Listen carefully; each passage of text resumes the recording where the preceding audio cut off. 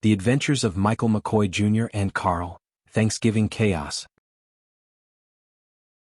A McKoy Vision production.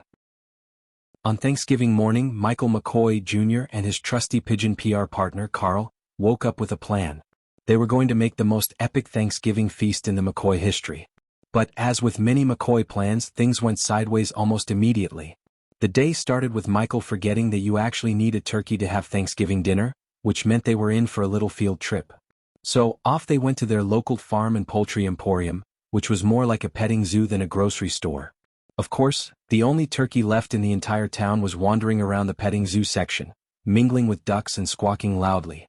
After some embarrassing attempts at luring the turkey by Michael with turkey impressions that sounded more like a screechy seagull, they finally managed to secure the bird with Carl's strategic pigeon persuasion, mainly him just pecking at the turkey's feet until it surrendered.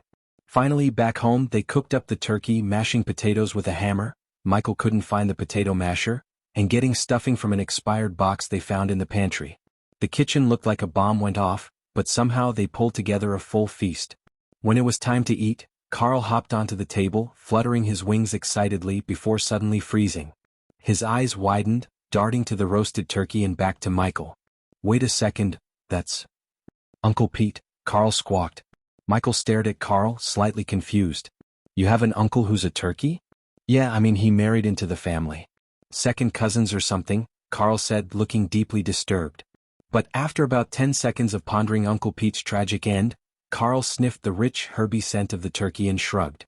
"I never really liked Pete anyway." With that, they both dove into the Thanksgiving feast with enthusiasm.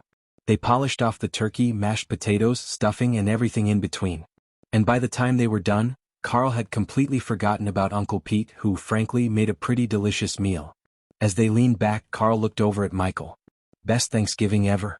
Michael grinned, crumbs still around his mouth, and raised his glass. "To family, no matter how you come by them." And they both burst out laughing, wondering what adventure Thanksgiving would bring next year.